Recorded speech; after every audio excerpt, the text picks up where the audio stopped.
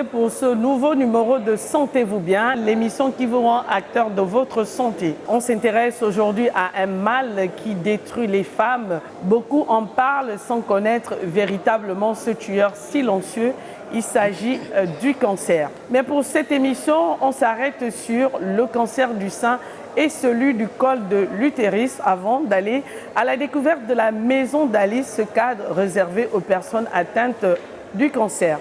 Pour nous éclairer sur ces pathologies, nous avons le docteur Nathalie Ambunda Ledaga, gynécologue, directeur du programme national de prévention et de contrôle des cancers.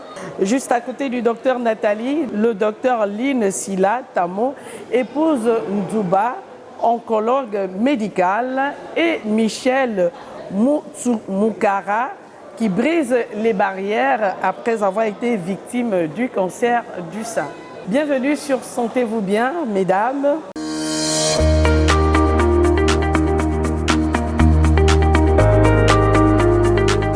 Alors, docteur Line, j'ai tout de suite envie de vous poser la question de savoir, c'est quoi le cancer?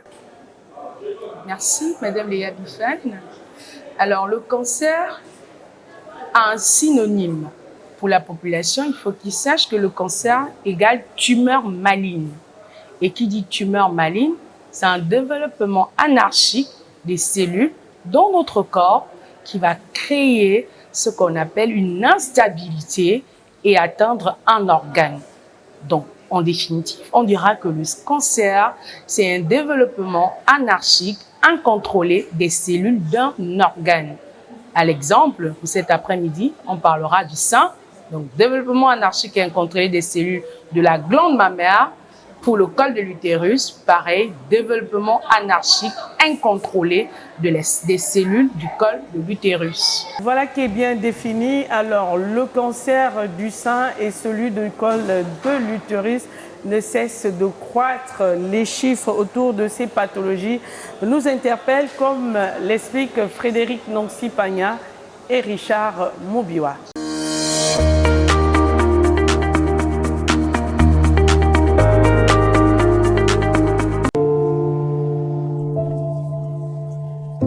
Plus d'1 million de cas de cancer féminin enregistrés en Afrique en 2020, selon une étude de l'OMS. Le cancer du sein représente la plus grande proportion, suivie du cancer du col de l'utérus. Malgré l'absence de nouveaux chiffres au Gabon, la tendance est la même. Les cancers du col, par exemple, c'est parce que c'est un cancer qui reprend la définition du dépistage. C'est-à-dire que les techniques qu'on utilise pour le dépister sont acceptés par le plus grand nombre. Même chose pour le cancer du sein. Et ce sont des organes accessibles. Alors que les autres cancers, comme celui de l'endomètre, c'est-à-dire le crépissage interne de l'utérus, l'accès est un peu plus compliqué. Les cancers des ovaires, pareil. Mais le fait de mettre déjà le col et le sein en avant nous permet de rester en alerte. Selon le Centre international de recherche sur le cancer, plus d'un tiers des 64 000 décès annuels attribués au cancer du sein en Afrique subsaharienne pourraient être évités. C'est pourquoi le Gabon met davantage l'accent sur le dépistage. Le Gabon a un registre des cancers aujourd'hui qui est admis par l'OMS et le Centre international de recherche contre le cancer. Au moins 10 000 femmes par année avaient été dépistées. Et plus de 20 000 avaient été sensibilisés. La plus-value ici, c'est que nous sommes allés dans les milieux ruraux pour sensibiliser et alerter.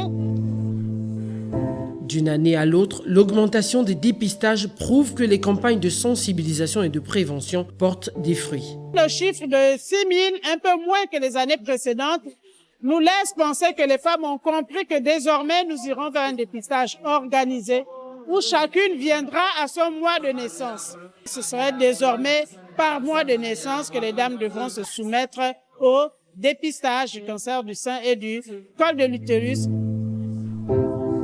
La bataille contre les cancers féminins est perpétuelle. Des efforts énormes restent à fournir. Nous nous sommes engagés pour éliminer le cancer du col de l'utérus en 2030 et contrôler celui du sein.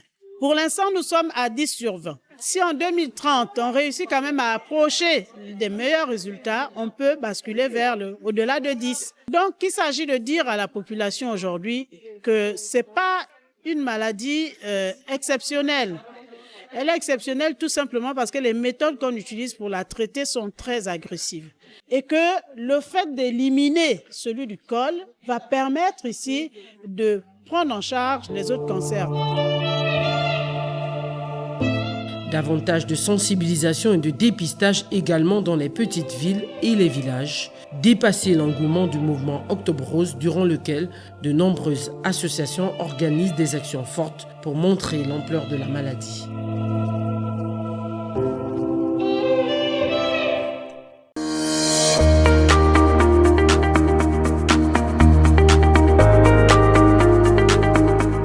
Nathalie, vous qui êtes responsable du programme national de prévention et de contrôle des cancers, on vient de voir dans cet élément, les chiffres sont en hausse. Qu'est-ce qui justifie ce taux élevé des personnes atteintes du cancer? Merci Madame Léa Bifan. D'emblée déjà, il faut dire que depuis 10 ans, nous sommes engagés dans un processus de dépistage systématique. En dehors d'Octobre Rose, où on rappelle encore plus de femmes pour le dépistage. Donc le fait d'aller chercher et de découvrir des femmes qui ont les cancers peut déjà expliquer le nombre élevé des cancers, puisque désormais on sait les compter. Et aujourd'hui, le Gabon a un registre des cancers. Donc c'est seulement le fait d'avoir donné de l'intérêt à cette maladie qui la rend visible aujourd'hui. Alors, le Gabon a un registre. Est-ce qu'aujourd'hui, on peut évaluer les chiffres qu'on a sur le plan national en termes de personnes touchées par le cancer? Bien sûr, le Gabon ne travaille pas de façon isolée. Il travaille avec l'Organisation mondiale de la santé, le Centre international de recherche sur le cancer. Et il y a des périodicités pour la livraison des chiffres du Gabon. Par exemple, en 2022, on notait déjà que le cancer du sein était le premier en termes de nombre de cancers, c'est-à-dire 323 cancers, selon les chiffres qui sont sortis dans le registre de 2022. Et celui du col était à 271. Donc, en principe, là, nous attendons la prochaine édition de ce registre-là qui va nous donner les cancers de façon globale. Donc, c'est vraiment des chiffres fiables et c'est un registre sur lequel nous pouvons nous baser. Vous cliquez sur Internet, Globocor, registre cancer de Libreville. Ce sont des chiffres qui reflètent la réalité du terrain. Ce sont des chiffres qui reflètent la réalité parce que nous n'avons qu'un seul institut de cancérologie et tous les cas de cancérologie sont discutés au niveau d'Akanda lors d'une réunion de concertation pluridisciplinaire où tous les spécialistes sont amenés à présenter ces cas, quelle que soit la province. Donc d'emblée déjà, on a ce canal-là pour dire qu'on peut avoir les chiffres de tout le pays. Et aussi, il y a les laboratoires d'anatomopathologie qui travaillent ensemble. Donc dans ces registres-là aussi, on sait voir combien de cancers il y a eu. Et en croisant toutes ces données, le registre est fiable.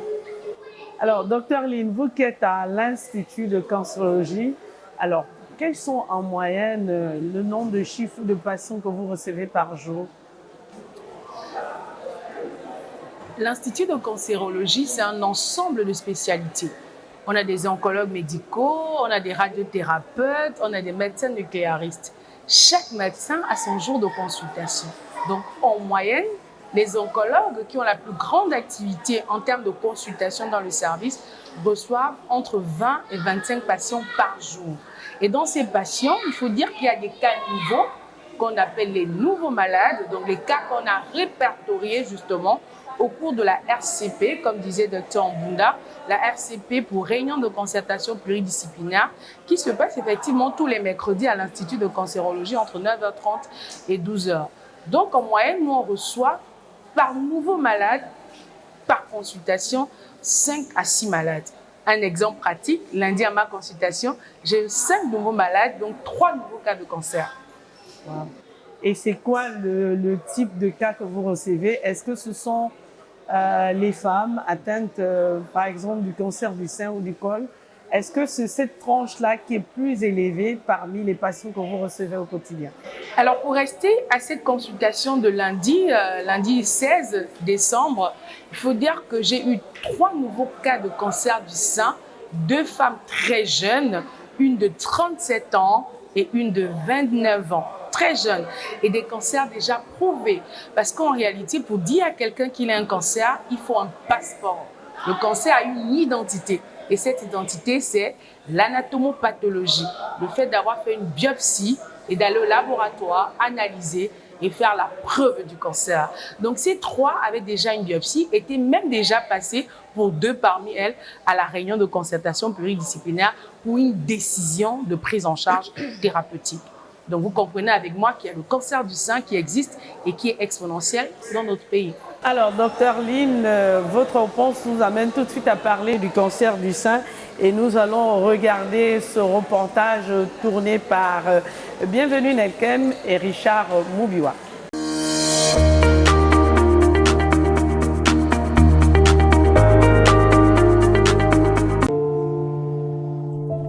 Une femme sur 8 est concernée par le cancer du sein. Devenu un fléau en progression, ce cancer est le plus fréquemment diagnostiqué chez la femme. Ce qu'il faut savoir, c'est comment est-ce qu'on palpe soi-même son sein. Et ce qui est recommandé, c'est de le faire une fois par mois, généralement après les règles.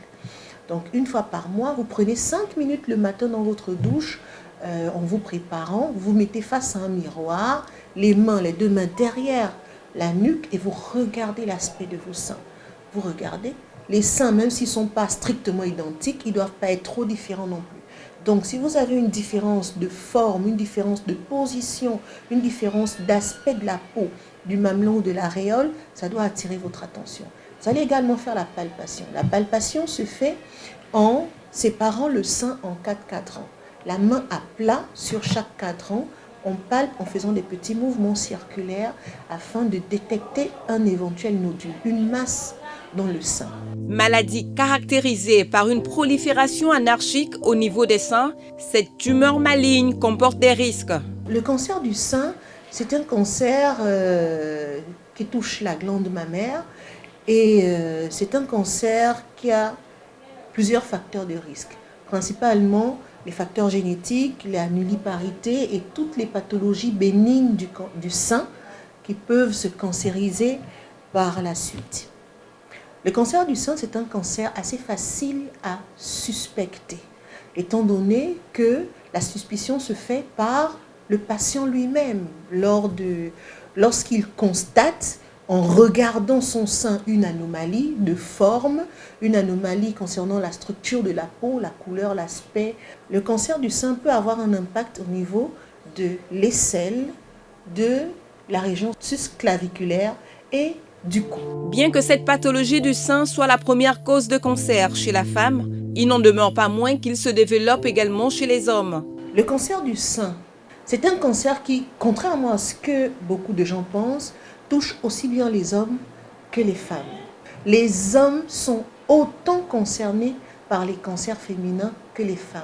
Pourquoi? Parce qu'en ce qui concerne le cancer du sein, les hommes également peuvent être atteints. Le risque de cancer du sein augmente d'année en année. L'évolution défavorable des facteurs harmonieux et reproductifs au fil des générations pourrait expliquer ce résultat.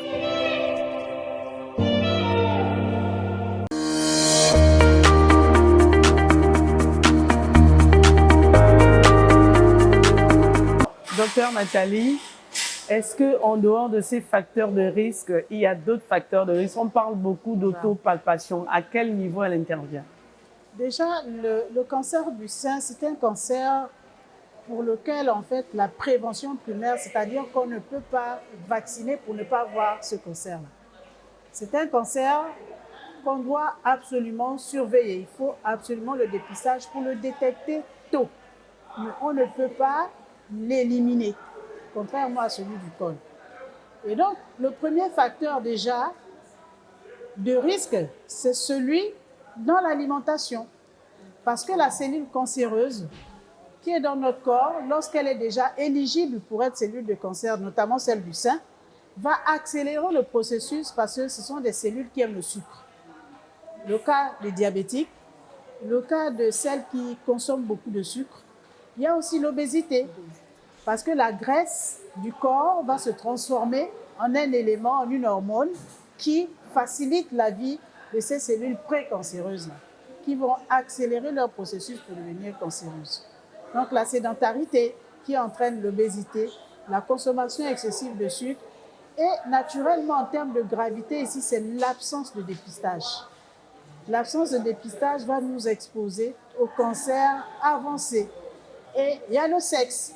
Le fait d'être une femme nous expose plus au cancer du sein comparé à l'homme qui a aussi la possibilité de faire ce cancer, mais moins que la femme. Alors, Madame Michel, est-ce que vous vous retrouvez à travers les facteurs de risque donnés par les médecins? Bon, pour moi, je ne savais pas que j'étais atteinte d'un cancer, mais un matin, une boule apparut à mon sein droit. Je me trouvais dans la ville de Mwanda. Je n'ai pas tardé, je suis allée vers le médecin. Et je lui ai expliqué ce que j'avais à mon sein droit. Il m'a dit de montrer la boule. Je lui ai montré la boule. Il m'a dit c'est un abcès interne. Je suis allée à Franceville. Je devais rencontrer un gynécologue. Et je l'ai rencontré. Il m'a dit qu'est-ce qui ne va pas? Je lui ai dit non, j'ai un problème au niveau du sein. Est-ce que je peux voir votre sein? Je lui ai dit non, pas de souci. Il a regardé, il a dit non. Je ne peux rien faire, revenez demain. Mais on n'est pas ici, nous sommes à Mwanda. Revenez demain à quelle heure? 7h, 8h. Donc on doit quitter Mwanda à 5h avec ma maman. Il avait déjà expliqué au médecin, c'est un Cubain. Il dit, il y a Madame Michel qui serait là, mais vraiment son sein, il est énorme. Je suis arrivée le lendemain, il faisait encore 7h. Le docteur, il était au bloc. Après, il est arrivé. Il a dit, c'est Madame Michel. J'ai dit, oui. Vous êtes avec qui? Avec ma maman. Ben, on va aller à la petite chirurgie. Je vais regarder votre sein. Il a ouvert. Il y avait plein des asticots. Il me dit, comment dois-je faire pour le moment? Vous êtes avec qui? Les enfants, non, ils ne sont pas si grands que ça. Mais je suis avec ma maman. Mais je ne peux pas l'expliquer ce que vous avez parce que c'est trop grave. C'est une infection. Si c'est une maladie grave, je préfère mourir en état de grâce sur le lit de l'hôpital. J'ai dormi avec un songe. C'est comme ça, on me dit, votre guérison s'engondie. On est arrivé à l'institut. Bon, je suis arrivée avec ma maman, on nous a bien reçus. Et c'est à partir de là que j'ai commencé à retrouver le sourire. Lorsque vous arrivez à l'institut, jusque-là, vous ne savez pas que vous avez le cancer du sein? Non. Je suis restée près de 2 mois à l'hôpital. Le sein, il allait presque à 8 kilos. Et ça indisposait toutes les salles. Ça n'allait pas, ça n'allait pas. Je n'avais personne avec moi. Il n'y avait que ma mère. Mais c'est comme ça, j'ai entendu parler de la maison d'Alice. Bon, on va revenir sur vous, notamment sur la maison d'Alice. Oui. Juste le temps de demander au docteur Lynn. Alors, lorsqu'on écoute le témoignage de Madame Michel, tout est parti d'une boule au niveau du sein. Ici, on parle de quelle boule, puisqu'on sait que naturellement, la femme a une boule au niveau du sein. La clinique, c'est le maître mot dans le diagnostic en oncologie et comme dans toutes les pathologies. La clinique, c'est-à-dire l'examen du médecin ou alors la dame, comme docteur Nathalie le disait tout à l'heure, la prévention primaire, donc l'autopalpation. Chaque femme, de façon naturelle, a la boule. Mais cette boule, il faut comprendre que c'est du tissu graisseux. C'est ce qui fait en réalité la densité mammaire. Donc dans le sein, la tonicité du sein. Alors, quand une boule pathologique se développe à côté, ou alors au niveau des canaux galactophores, ou alors dans le trajet de tout ce qui est lobule, on pourra parler de boule. Et donc, la mammographie viendra définir le caractère de la boule, ou du nodule, ou de la masse. Il s'agira d'un nodule qui peut être hétérogène, parce que justement, il y a une vascularisation, parce que le tissu cancéreux va se nourrir de sang. Ça peut être une boule qui a une irrégularité, voilà. Et la fermeté ou la fixité sera définie par le clinicien. La mammographie vous précisera la taille du nodule sur la dimension au niveau de la longueur, de la hauteur et de l'épaisseur. Et elle vous donnera enfin la localisation par rapport aux 4 cadrans du sein. Mais il peut y avoir des boules qui sont derrière le mamelon. Et ces boules-là sont généralement très cachées et très occultes. Et si, au terme de la conclusion de cette mammographie, le radiologue vous parle de nodule suspect ou de masse suspecte, il faut faire une biopsie de complément. J'aime bien dire aux femmes qu'une conclusion de mammographie normale ne signifie rien. Je suis désolée de le dire en antenne, simplement parce qu'il y a une classification radiologique à chaque sein. La classification radiologique définit les dernières recommandations. On est passé du ACR0 au ACR6. Et c'est quoi une biopsie?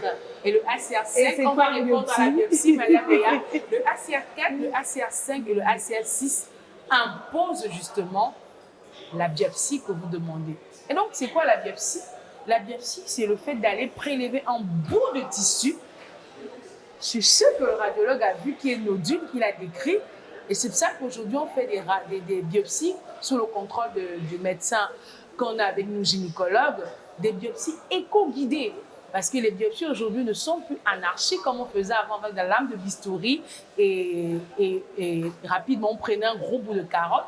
Maintenant, ce sont des biopsies éco-guidées avec beaucoup d'esthétique.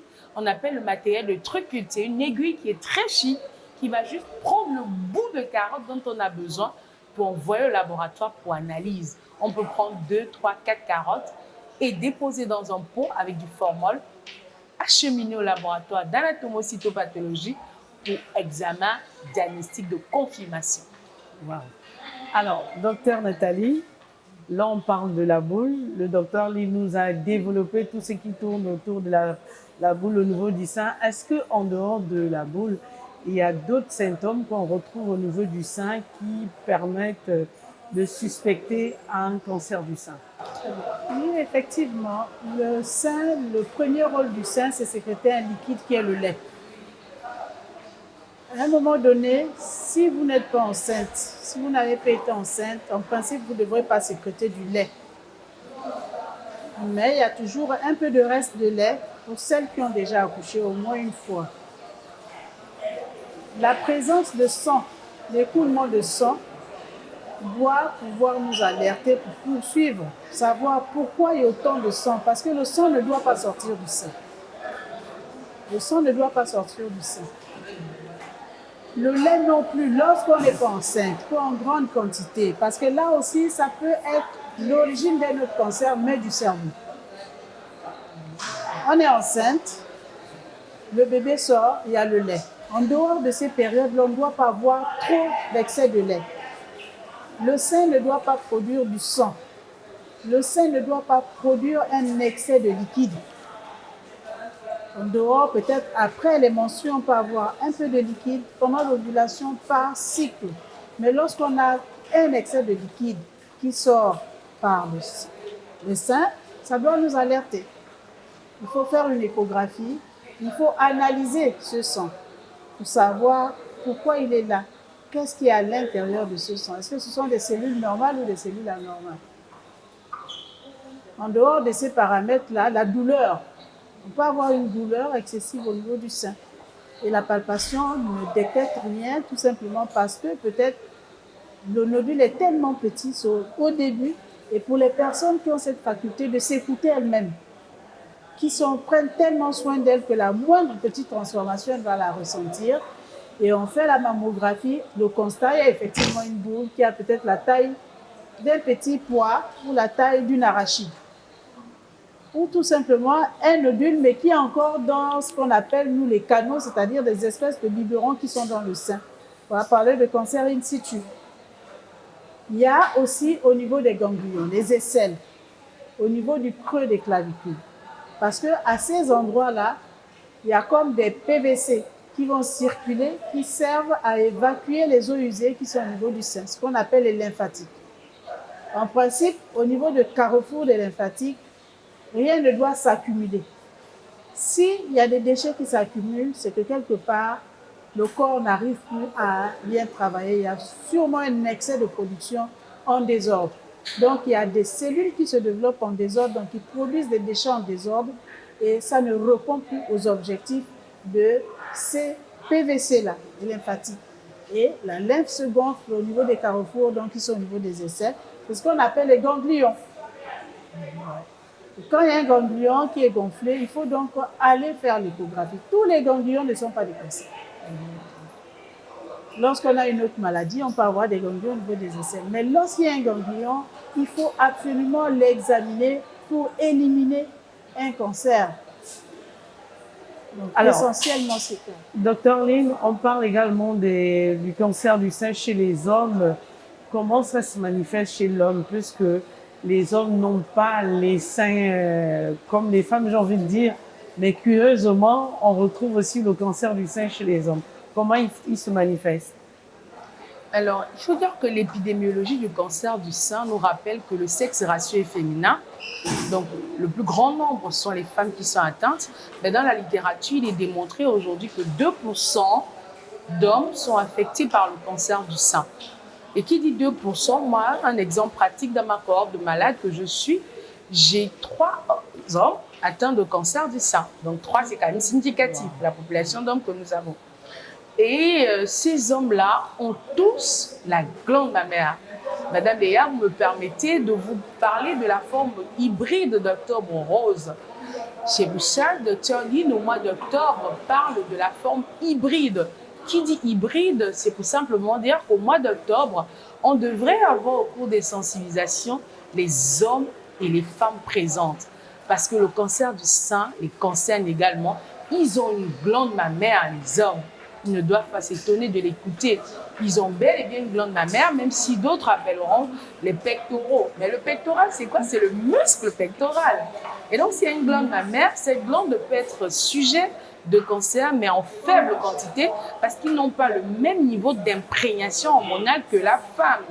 Et donc, les hommes doivent pouvoir faire la palpation de leur glande mammaire. Sur le plan anatomique, la structure est différente, mais ils possèdent aussi des canaux et certains hommes développent des cancers au niveau de leurs canaux galactophores. Alors, Madame Michel, je reviens vers vous. Alors, dites-nous comment vous avez appris finalement que vous avez le cancer.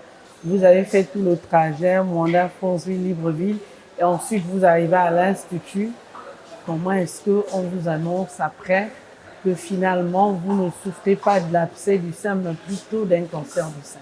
Comment vous avez vécu cela? Ma maladie a été découverte par un examen qu'on appelle la biopsie. C'est par ces prélèvements-là qu'on découvre que je suis atteinte d'un cancer. Et ensuite, les médecins, évidemment, vous annoncent que vous avez le cancer du sein. Comment vous avez vécu cela? Très mal. Très mal. Mais lorsqu'on décèle votre cancer, vous êtes à quel stade à peu près? Presque 4 ans. Et donc là, qu'est-ce qu'il fallait faire? Ça a commencé par la radiothérapie. Après, c'est l'opération. Et ensuite, vous êtes passé par la chimiothérapie? Oui, la chimiothérapie. Pas très douloureux. Souvent, on dit que c'est la chimio qui fait fuir les patients. Je suis là. Mais vous avez quand même bravé cet obstacle, c'est ça? Mais oui, parce que j'ai accepté ma maladie d'abord. Et j'ai accepté le médicament. Je suis passée par l'opération, la chimiothérapie et la radiothérapie. D'accord. Alors, docteur Nathalie, on parle beaucoup de sensibilisation, de prévention. Tout un mois dédié à la cause du cancer du sein, notamment Octobre Rose. Mais pour quel résultat? Justement, le résultat est qu'aujourd'hui, quand même, les connaissances des femmes au niveau du Gabon semblent être meilleures en fait. Elles se sont améliorées. Et la pratique systématique du dépistage, finalement, elles ont accepté. En réalité, aujourd'hui, lorsqu'on analyse, celles qui arrivent avec des cas avancés, désormais, de plus en plus, on a l'impression que c'est celles en fait, qui ont choisi un certain type de traitement. Aujourd'hui, elle est allée à l'église parce qu'elle pensait qu'à l'église, on pouvait soigner. C'est devant l'échec de thérapie de l'église qu'elle vient à l'hôpital. Elle a préféré les médecines traditionnelles. C'est devant l'échec de ces médecines-là qu'elle vient à l'hôpital.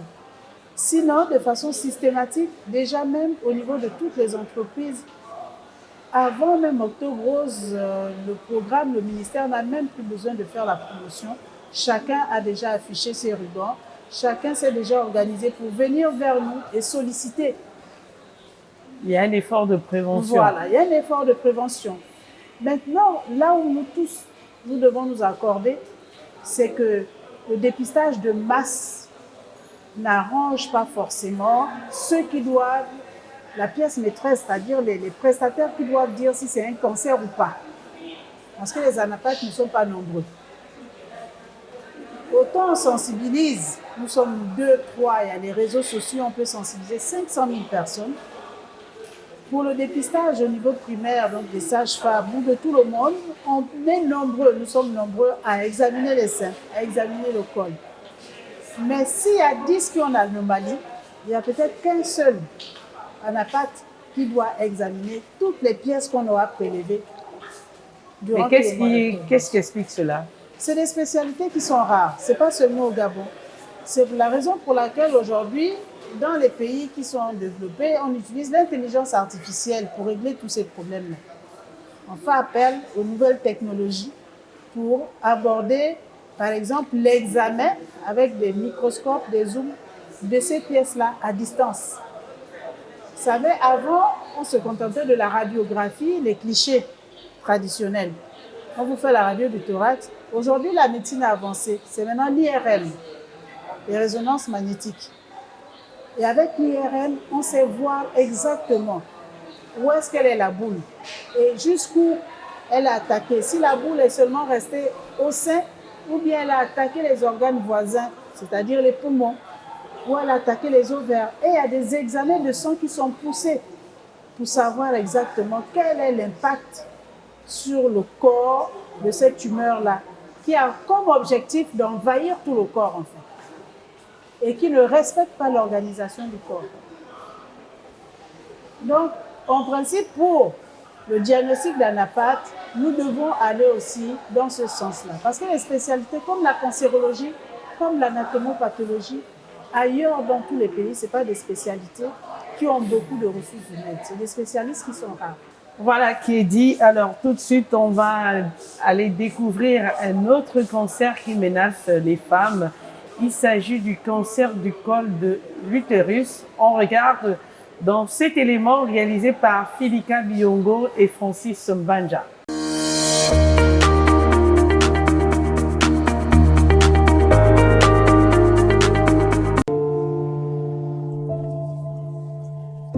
Les sensibilisations se multiplient, mais le risque de développer un cancer du col de l'utérus demeure. Et pour cause, un virus sexuellement transmissible au cœur de cette maladie de la muqueuse, autrement dit, du tissu qui le recouvre. Le cancer du col de l'utérus est dû à un virus qui est sexuellement transmissible qu'on appelle le papillomavirus humain. C'est un virus qui se transmet par les rapports sexuels non protégés. Donc il faut avoir des rapports sexuels protégés et que le dépistage reste le moyen le plus sûr pour s'assurer de si on a un papillomavirus ou si on a un début de cancer du col de l'utérus ou pas. Si on a des lésions précancéreuses, c'est l'opportunité du dépistage qui permet de s'assurer de cette situation. Tout le monde peut être contaminé par le papillomavirus, mais avec les mécanismes de fonctionnement du cancer du col de l'utérus, les spécialistes mettent l'accent sur le dépistage. Le dépistage va porter essentiellement sur la colposcopie, mais également sur le frottis cervico-vaginal qui sera proposé à certaines patientes. Et il va reposer également sur la recherche de Human Papillomavirus. C'est un examen qui ne se faisait pas ici avant, mais depuis quelque temps, il est disponible maintenant au Gabon, à Libreville. Le dépistage va se faire tous les 2 ans, Mais au bout de 3 dépistages négatifs, la fréquence va être diminuée. Le cancer du col de l'utérus est une tumeur qui se développe très souvent à partir de l'extérieur du col, évolue lentement avec des symptômes particuliers. Lorsque vous avez une tumeur, un cancer du col de l'utérus qui a déjà envahi une grande partie du pelvis, donc du bas-ventre, naturellement, il va comprimer la vessie en avant, donc on peut avoir une envie fréquente de faire pipi. Il va comprimer le rectum en arrière, ce qui va se manifester par la constipation. Il va comprimer les vaisseaux sanguins qui partent du thorax vers les membres inférieurs, ce qui va donner des jambes lourdes, des crampes, des œdèmes des membres inférieurs. Mais ce n'est pas des signes spécifiques du cancer. Pour l'éviter, il faut particulièrement éviter de s'infecter au virus HPV. Et pour ça, il existe un vaccin aux hommes qui sont convaincus que seules les femmes sont concernées par le cancer du col, que le même HPV, ce virus qui est à l'origine du cancer du col chez la femme, peut donner à l'homme le cancer du pénis. 4e cancer le plus courant chez la femme, il peut être guéri s'il est diagnostiqué à temps et traité rapidement. C'est pourquoi il est nécessaire de respecter le principe de dépistage.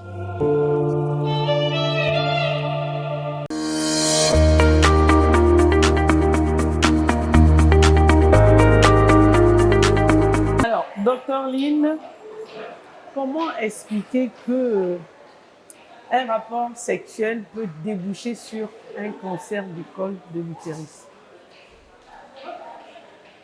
Le cancer du col de l'utérus, c'est un cancer sexuellement transmissible jusqu'à 110% des cas. Et ça, c'est une information qui choque le public. Parce que pour le commun des mortels, le cancer reste mystique, le cancer reste une maladie dont on ne connaît pas les origines. Mais pour le col, tenez-vous bien, les hommes peuvent aussi avoir le cancer du pénis. Parce qu'effectivement, dans 70% des cas, comme je le disais, c'est lié à la contamination au Human Papilloma Virus, qui est un virus qu'on peut contracter comme l'HIV, donc au cours des rapports sexuels, au cours des embrassades, parce qu'il est contenu dans les muqueuses, parce qu'il y a le cancer de la langue qui peut être lié aussi à HPV, le cancer de la marge anale, le cancer de l'anus, qui est lié aussi à ce virus qui s'appelle Human Papilloma Virus et qui a des sous-types dits oncogènes. Ce sont les sous-types oncogènes, donc agressifs, les 16, les 17 et les 33, qui sont sujets du cancer du col de l'utérus. Donc, pour répondre simplement à votre question, Madame Léa, un rapport sexuel avec une patiente ou avec un patient, donc parce que la contamination est bilatérale, peut déboucher vers un cancer du col de l'utérus après au moins 10 années. Mais alors, en retour, qu'est-ce qui alerte la femme? Comment, justement, savoir quels sont les signes, en fait, qui alertent la femme qu'elle a atteint du cancer du col? Du col de l'utérus. Oui. Le cancer du col de l'utérus a une histoire particulière. On parle de l'histoire naturelle de la maladie. Parce qu'on peut contracter le HPV à un temps T. Le HPV oncogène, c'est important de le préciser parce qu'il y a des HPV non oncogènes, c'est-à-dire tout être vivant sexuellement actif peut contracter ce virus et ne pas faire le cancer du col justement ou le cancer du pénis pour les hommes. Mais la personne qui porte le sous-type oncogène développera au bout de 10 années si le système immunitaire n'est pas bon. D'où la réponse à votre question. Quels sont les facteurs de risque avant de déboucher à la question de la symptomatologie? Donc, si on a d'autres facteurs de risque qu'on appelle des cofacteurs en médecine, une patiente HIV ou un monsieur HIV va favoriser la pénétration du HPV dit oncogène. Un patient qui a un système immunitaire fragilisé également par d'autres pathologies, un premier cancer, une maladie du système, une greffe d'organes, va favoriser la pénétration de HPV. La multiplicité des partenaires sexuels. Donc maintenant, le mode de vie délétère. 10 femmes qui ont 10 copains, 10 hommes qui ont 10 copines, vont se partager le HPV. Les manœuvres abortives sur le col. Les jeunes filles aujourd'hui ont les cancers du col de l'utérus à 26 ans parce qu'elles ont commencé précocement les rapports sexuels. C'est pour ça qu'on parle de la précocité des rapports sexuels dans les facteurs de risque et des avortements à répétition. Elles feront des manœuvres abortives sur le col avec du matériel dont elles ne maîtrisent pas, avec des produits qu'elles ne connaissent pas. Tout ça va fragiliser la muqueuse génitale, gynécologique et permettre la pénétration du human papillomavirus pour in fine déboucher après 10 années vers le cancer du col de l'utérus. Wow. Et dont le premier signe sera l'expression du col qui va pleurer. Le premier signe, qui est le signe majeur dans le cancer du col de l'utérus, c'est le saignement en dehors des règles pour la jeune fille. Si vous saignez en dehors des règles, ça peut être une autre pathologie, mais c'est pour ça qu'on demande toujours d'aller consulter. Le saignement en dehors des règles, vous pouvez avoir un cycle irrégulier, mais on ne peut pas saigner le 1er du mois et le 10 saigner encore. C'est qu'il y a un souci, il faut aller voir le gynécologue que j'ai à côté de moi rapidement pour faire la part des choses. Est-ce que c'est un myome qui s'exprime? Est-ce que c'est un rapport sexuel traumatisant qui a créé cette érosion au niveau du col et qui vous fait saigner? Seul le gynécologue pourra faire le distinguo. Il ne faut pas aller prendre le conseil des copines. Moi, j'ai fait ça, j'ai eu ça comme réponse. Il faut arrêter de faire de la médecine de brousse. On est au 21e siècle, il faut aller rapidement consulter. Saignement en dehors des règles. Premier signe, signe majeur. Deuxième signe, ce sont des leucorrhées abondantes. Les leucorrhées, ce sont des pertes et qui sont d'odeur poisseuse, qui sont caillebouteuses, qui ont changé de couleur, qui deviennent verdâtres et qui ont une odeur fétide. Alors là, odeur nauséabondante, on est dans cette salle, on ne pourra pas respirer. Si la jeune dame arrive avec cette odeur entre les jambes. Et vous avez d'autres signes, les signes de stade avancé, quand il y a des fistules, quand il y a des communications. C'est la jeune fille qui va perdre des urines, des fuites urinaires, elle ne connaîtra pas, des douleurs pelviennes qui vont être inexpliquées. Et à chaque fois, le malheur, c'est que toutes les femmes savent justifier un symptôme. Toutes les femmes peuvent vous dire « j'ai mal parce que j'ai eu tel problème ». Non, il faut aller consulter pour faire la différence entre ton symptôme qui peut être mineur ou majeur pour un cancer du col de l'utérus. Et c'est là le gros problème parce que plus souvent, on a du mal à aller consulter ou alors on va consulter en retard. Alors, docteur Nathalie, comment est-ce qu'on peut prévenir le cancer du col de l'utérus? En fait, la médecine occidentale, elle s'exerce avec la composante prévention. Nous avons adopté le côté curatif, qui malheureusement est très coûteux et qui malheureusement ne répond pas à la définition de la santé, c'est-à-dire un état de bien-être social, mental, et pas seulement l'absence de maladie ou l'absence de handicap. Donc nous devons, nous tous, c'est-à-dire au niveau même du gouvernement, au niveau de toutes les structures, s'organiser pour implémenter la médecine préventive. Parce que nous avons eu cette chance-là aujourd'hui d'avoir la couverture sanitaire universelle, la CNAMGS. Et lorsqu'on a une couverture sanitaire, ce n'est pas pour couvrir les maladies, c'est pour prévenir. Donc, chaque entreprise, et c'est ce que nous avons proposé, le dernier octobre, que chacun, au moins une fois l'an, doit faire en sorte que chaque mois, un membre de son entreprise, de son organisation, selon le mois de naissance, aille faire son dépistage. Il n'est plus question que les femmes, dans une entreprise, 10 femmes, se retrouvent 5 ans sans faire de dépistage. Dans une organisation, dans un ministère, on doit recenser toutes les femmes. Et chaque mois, Madame Léa, vous êtes née en janvier, oui. Avez-vous fait votre dépistage? Non. Allez-y. Vous savez où se trouvent les médecins. Et dans un hôpital, on doit avoir de côté une entité qui s'occupe que de la prévention. Madame Léa sait qu'elle arrive, elle n'est pas malade, elle est bien maquillée, elle est bien habillée. Il n'y a pas de codification de maladie. La seule codification, c'est dépistage. Et elle fait son dépistage on se sépare. Et le docteur Ambunda a consulté 20 malades qui ont payé 2000 francs sans impacter son moral jusqu'à la maison. D'accord? Parce que justement, il n'y a rien eu. Parce que justement, on a fait un contrôle comme la visite technique d'une voiture. On n'attend pas l'accident. Il est question aujourd'hui d'aller vers la médecine préventive pour notre essor vers la félicité. Sinon, ça coûte très cher. Même dans les pays développés, on n'attend pas la maladie. Eux qui ont les moyens, qui ont inventé ces techniques-là, ils n'attendent pas. La radiothérapie, sur 10 malades qui ont le cancer, c'est pour 2 malades.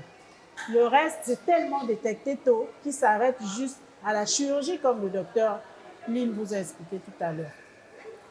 Allons-y maintenant découvrir la maison d'Alice, ce cadre qui accueille gratuitement les personnes atteintes du cancer. La découverte est signée Léa Virginie Atsam en collaboration avec Blandine Laure Nyambo Indassi et Arnaud Dassise Mégué.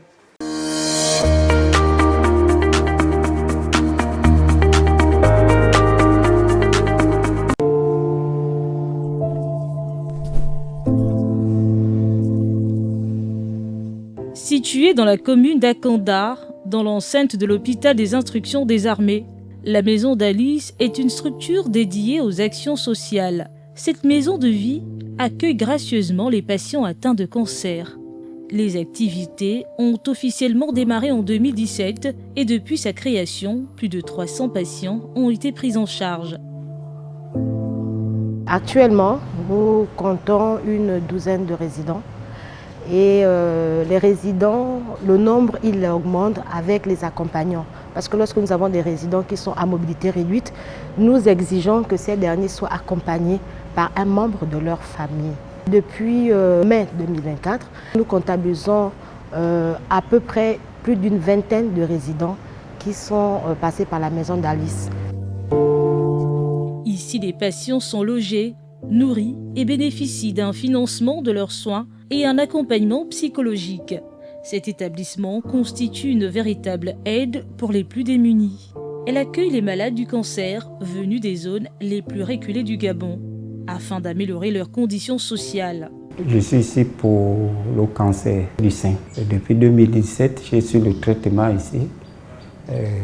Dieu merci que par manque de moyens, il y avait cette maison de vie qu'on appelle la maison d'Alice, là où je suis ici depuis 2017. Et c'est à cause de ça que je suis là et j'ai vu, à cause du traitement qu'on me fait ici, on me prend tout en charge. Sans ces gens-là, je n'allais pas vivre. Dans la maison d'Alice, ça se passe bien. Parce qu'avant, j'étais dans le quartier, chez mes parents, voilà. On est des fois délaissés de parents. Surtout mon cas, vraiment, mais si c'était vraiment que mes parents de même famille là, je devais mourir. Mais Dieu est là, Dieu est grand. Dans ce cadre agréable, les patients sont à l'abri de tout déplacement, car la maison d'Alice est située non loin de l'Institut de cancérologie. La maison d'Alice travaille en collaboration avec l'Institut de cancérologie. Les résidents de la maison de l'Alice nous sont envoyés par les médecins traitants de l'Institut de cancérologie. Aucun Gabonais économiquement faible ne peut se lever de chez lui pour venir demander à être admis directement à la maison d'Alice. Il y a un circuit bien défini qui a été mis en place et ça commence par l'Institut de cancérologie. Ce sont eux qui nous réfèrent les malades, leurs malades qui proviennent de l'intérieur du pays afin de faciliter leur traitement. Composé d'un service social, d'une infirmerie, d'une salle de bien-être, d'une salle d'éducateurs spécialisés, on compte au nombre des patients ce jeune garçon atteint d'un cancer de la mâchoire. Ça avait commencé, c'est ma tante qui avait vu ça. Elle avait dit que pourquoi t'as joué gonflé, parce que ma mère qui avait dit que s'il dort peut-être un côté, ça était gonflé. Quand il partait à l'école, c'était bien. Mais quand je cours, le sang sort. Le sang sort. Après, j'étais parti un peu passer les vacances sur ma tante. Après, quand mes petites soeurs étaient venues du voyage, ils étaient allongés. Quand j'étais parti regarder les vidéos avec eux, Et tenté mes fruits parce qu'il y avait la grosse chou.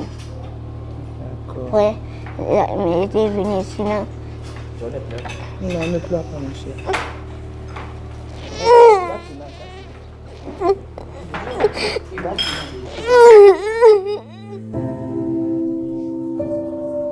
Au cours de notre visite à la maison d'Alice, nous avons pu constater que c'est une équipe pluridisciplinaire qui est au chevet des malades. Les patients sont dans un véritable havre de paix.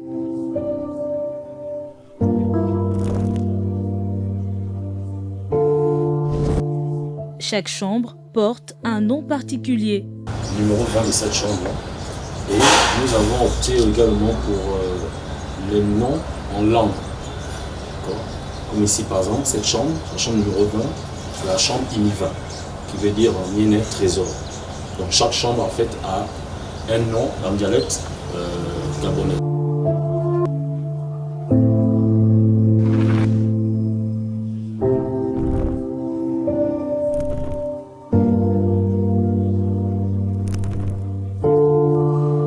La capacité d'accueil au sein de la maison d'Alice est de 20 chambres.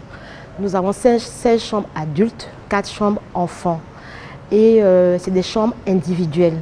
Et lorsque le résident est accompagné, nous exigeons que ce soit, si c'est par exemple un homme, que ce soit qu'il soit accompagné soit par sa femme, si c'est une femme par son époux, si c'est d'autres sexes, ce soit la cousine, c'est des femmes cousines ou cousins. Avec pour mission d'héberger et de suivre médicalement les malades du cancer, la maison d'Alice permet aux patients de suivre de plus près leur traitement afin de réduire le taux de mortalité des malades du cancer.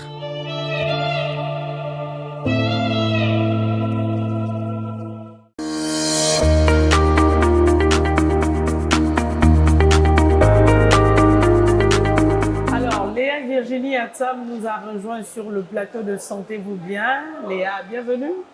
Merci Léa, ça va? Ça va, et vous? Non, ça va, ça va. Alors, une journée à la maison d'Alice, toute une découverte. On vient de suivre. Alors, que dire de plus en dehors de cette découverte? Qu'est-ce qu'on vit? Qu'est-ce qu'on voit? Qu'est-ce que vous avez vécu dans la maison d'Alice? Alors, j'étais à la maison d'Alice à Ngonje, justement, avec une collègue, et j'ai pu découvrir un endroit particulier, la maison d'Alice.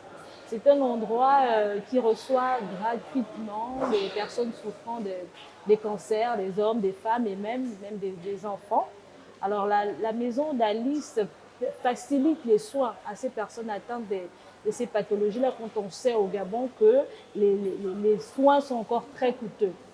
Et ce que j'ai beaucoup apprécié, c'est le fait de rendre équitable l'accès aux soins parce qu'elle privilégie les personnes qui vivent à l'intérieur du pays.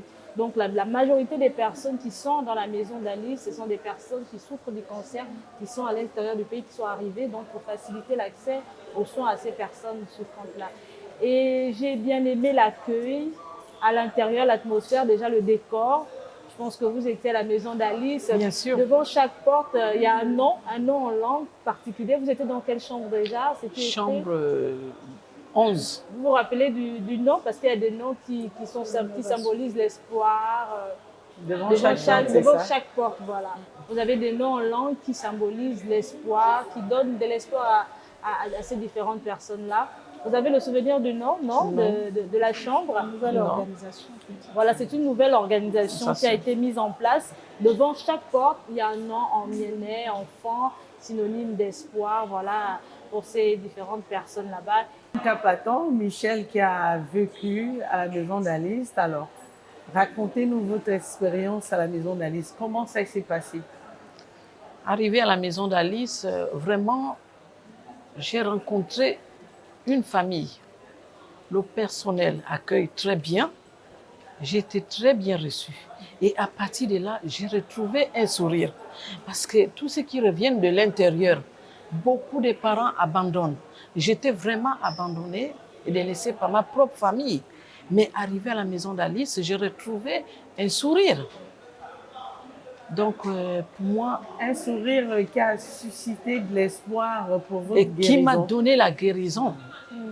Parce que j'étais désespérée. Sans les médecins, je n'étais rien. Je n'avais pas de domicile. Par où aller? Je reviens de Mwanda, mais dans la maison d'Alice, on m'a bien accueilli avec ma maman au 3e âge. C'était pas facile pour moi. Alors, la prise en charge est totale lorsque vous êtes interné à la maison d'Alice, soins, déjeuner et tout ce qui tourne autour de votre prise en charge. Tout était total. Tout est gratuit. Tout est gratuit. À manger, tout était gratuit. Les soins, gratuits. Docteur Nathalie, vous qui êtes au programme, hein, est-ce qu'il vous arrive quand même de fréquenter cette maison? Oui, naturellement, nous on fréquente l'Institut de cancérologie, mais nous on s'attelle à rester hors de là parce qu'on ne veut pas qu'il y ait une surcharge de travail à l'Institut. Donc ramener le maximum de femmes au dépistage pour une détection précoce, pour que très tôt on détecte, très tôt elle arrive chez Dr Lin, elle sourit et elle se revoit en vie.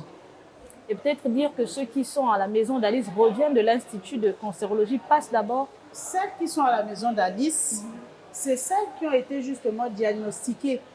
Et au niveau de la réunion de concertation pluridisciplinaire, en fonction de l'enquête de la CNAMGS qui aura effectivement classé cette personne-là comme étant éligible. Voilà, éligible pour la maison d'Alice, pas seulement parce qu'elle vient de l'intérieur du pays. La personne peut loger à Libreville, mais seule.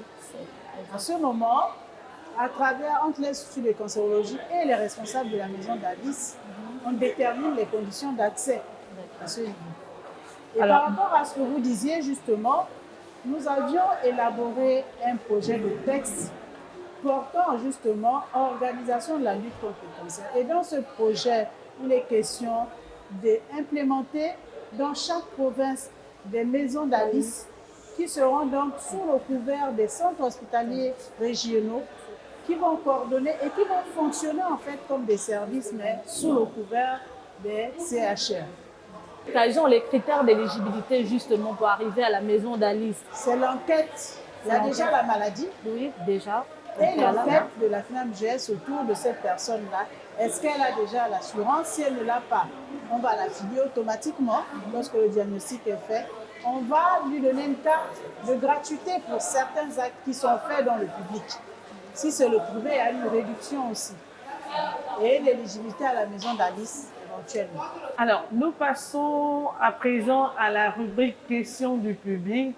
Alors, mesdames, cette rubrique consiste à donner la parole au public qui pose des questions. Ensuite, les spécialistes que vous êtes, vous répondez à leurs préoccupations.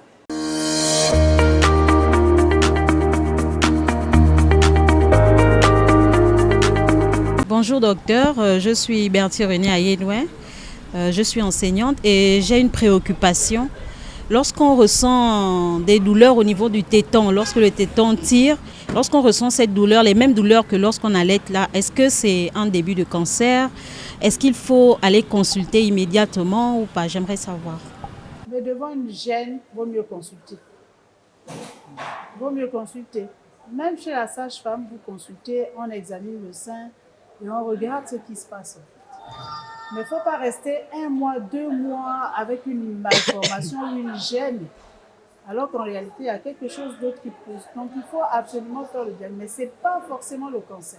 Ça peut être le stress, ça peut être tout simplement la période du cycle. Et donc, elle doit, cette dame, regarder la période en fonction du jour d'arrivée des règles, si ça coïncide soit avec les menstrues, soit avec la période d'ovulation. Le sein aussi est sensible à ces périodes-là. Alors, on a une question sur le mamelon qui demande est-ce qu'un mamelon douloureux va interpeller dans un cancer du sein? On dira non. Mais on dit il faut consulter. Le mamelon douloureux peut être signe, comme docteur Nicolas l'a bien expliqué, période menstruelle et tout ça, mais ne jamais donner une réponse soi-même. C'est la leçon à tirer. Allons consulter parce qu'au-delà de 40 ans, il faut faire une mammographie. L'inspection, la palpation ne suffiront plus pour faire un diagnostic précoce parce qu'ici, on veut faire de la prévention majeure. Il faut éviter d'attendre les cas évoluent.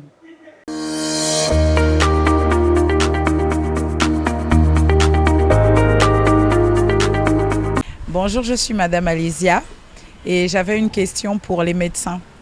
Est-ce que lorsque des femmes ressentent des picotements au niveau de l'appareil génital, cela peut être un signe de cancer de l'utérus? Ce qu'il faut retenir, c'est que l'appareil gynécologique, c'est l'âge. On a centré le débat aujourd'hui sur le cancer du col de l'utérus.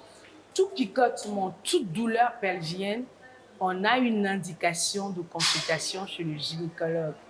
Il s'agit d'un picotement périodique ou pas? C'est la première question qu'on demandera à la dame. Est-ce que c'est au cours du cycle menstruel? Est-ce que c'est la période d'ovulation? Est-ce que c'est un picotement qui dure dans le temps? Est-ce que c'est un picotement qui est lié au rapport sexuel? En fonction de la réponse, on pourra demander un certain nombre de bilans. Donc, de façon simple, pour systématiser la réponse, un picotement ne peut pas être à l'origine d'un cancer, mais il faut consulter pour savoir de quoi on souffre pour avoir un picotement permanent ou non au niveau de l'appareil gynécologique.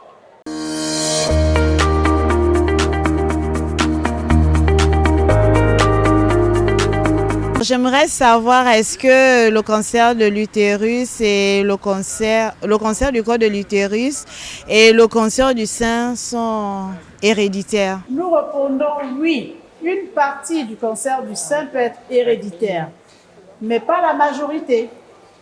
Et le cancer du col de l'utérus n'a rien à voir avec l'hérédité. C'est plutôt lié à un virus. Comme le VIH par exemple, c'est le papillomavirus humain qui est un virus qui cause l'infection sexuellement transmissible la plus fréquente au monde et la plus répandue chez les adolescents. Donc l'infection à papillomavirus humain, dont la persistance au niveau du col de l'utérus peut entraîner une transformation des cellules du corps qui vont évoluer si ces cellules-là ne sont pas enlevées vers un cancer du col de l'utérus. Alors que celui du sein, effectivement, dans les familles où la maman a eu un cancer du sein et qu'elle porte le gène du cancer du sein, elle a la petite chance, c'est-à-dire il y a une petite partie, un risque de transmettre ce gène-là à sa fille ou à son garçon, soit directement, soit les générations futures. Mais ce n'est pas ce gène-là qui va faire que forcément ils auront le cancer du sein. Il y a un risque qui peut être accentué par les autres facteurs de risque, donc la consommation de sucre, l'alcool et tout le reste. Docteur, notre programme tire à sa fin et donc on va vous donner la parole pour quelques conseils à donner aux femmes, aux hommes évidemment, pour prévenir les cancers du col de l'utérus et du sein. On va commencer par Dr Lim. Merci Madame Léa Bifane pour votre émission, qui est une émission qui est appréciée et qui doit être valorisée. Merci pour ce temps de parole. En tant qu'oncologue, aujourd'hui, je me veux médecin de la prévention. Qui dit prévention, veut dire optimisation de la santé. Tout passe par l'évitement. Comment faire pour éviter la maladie aujourd'hui? Comment faire pour ne pas attendre à arriver à l'hôpital pour pouvoir dépenser de façon anarchique de l'argent? Pour pouvoir éviter l'anarchie des cellules cancéreuses, il faut prendre soin de sa santé. Et pour prendre soin de sa santé, il y a un trépied qui est mis en place aujourd'hui. Qu'est-ce que je mange? Comment est-ce que je dors? Quelle est la qualité de mes pensées? Mon sommeil, est-ce qu'il est réparateur? Est-ce que ma psychologie est bonne? Est-ce que j'accepte les stress du quotidien qui sont des stress normaux pour tous les individus? Et en troisième, quel est mon mode d'activité physique? Est-ce que je suis sortie de la sédentarité? Est-ce que je m'amuse tous les week-ends ou alors tous les jours à faire 30 minutes de marche comme recommandent les cardiologues? Ça, c'est le trépied qui est mis en place par la médecine préventive aujourd'hui pour faire reculer pas seulement les cancers, mais toutes les maladies métaboliques qui font des ravages. Docteur Nathalie, vous qui êtes responsable du programme national de prévention et de contrôle des cancers, quelle est la politique de prévention adoptée au niveau du programme pour prévenir les cancers? Et cette politique-là ne pourra se faire sans vous. Qu'on n'attende plus, comme vous avez dit, Octobre Rose. En principe, une fois par mois, nous allons nous organiser pour rappeler celles qui sont nées au mois dit, allez faire votre dépistage. Même 2 minutes de rappel, c'est mieux que rien du tout. Et désormais, on va travailler en collaboration avec le ministère de la Jeunesse et des Sports, avec le ministère de l'Agriculture, parce que c'est tout ce qui est exogène, comme on a dit tout à l'heure. Tout ce qu'on mange, c'est ce qui va aller alimenter les cellules qui sont vouées à l'exclusion. Au lieu de sortir, au lieu de s'éliminer, ces cellules-là vont trouver le gain parce qu'on a consommé trop de sucre et finalement s'installer dans un terrain qui n'est pas le nôtre et ne plus respecter notre environnement. Donc l'alimentation, consommation de légumes, boire beaucoup d'eau, l'activité sportive, c'est important et le rappel pour aller faire le dépistage. Aux unités de dépistage, c'est-à-dire aux structures sanitaires, il est question dans chaque structure sanitaire de penser à mettre un volet préventif. On ne peut pas venir à l'hôpital seulement quand il y a la maladie. On est dans le faux complet. Alors, Madame Michel, un dernier mot à l'endroit de ceux qui hésitent de faire comme vous, de se rapprocher de l'Institut pour se soigner, sinon guérir du cancer comme vous. Un mot d'encouragement pour ceux qui souffrent, qui ont du mal à briser cette barrière que vous avez brisée aujourd'hui. Qu'est-ce que vous dites à ces gens-là pour finir? Dès que vous êtes dans les traitements, de ne pas prendre des potions n'importe comment, comme les feuilles de corosol, les feuilles des avocatiers. Ça ne peut pas guérir le cancer. Le cancer, d'abord, c'est une maladie qui se guérit par la foi. De l'accepter d'abord et ne pas aller chez les tradipraticiens. J'ai respecté tout ça là et aujourd'hui, je suis guérie totalement. Vous vous sentez bien aujourd'hui? Oui, je me sens bien. Aujourd'hui, je suis un exemple devant vous. C'est sur cette note que s'achève votre émission. Sentez-vous bien, mesdames. Merci d'avoir participé à ce programme de santé. Léa Virginie Atsam, on remercie également la direction générale du CHU, notre partenaire, le ministère de la Santé, qui nous accompagne dans ce programme. Alors, Léa, on se dit à très bientôt. À très bientôt, Léa Bifan. Apprenons à vivre chaque seconde que nous offre la vie. Prenez soin de vous et sentez-vous bien. À très bientôt pour un autre numéro de votre émission de santé.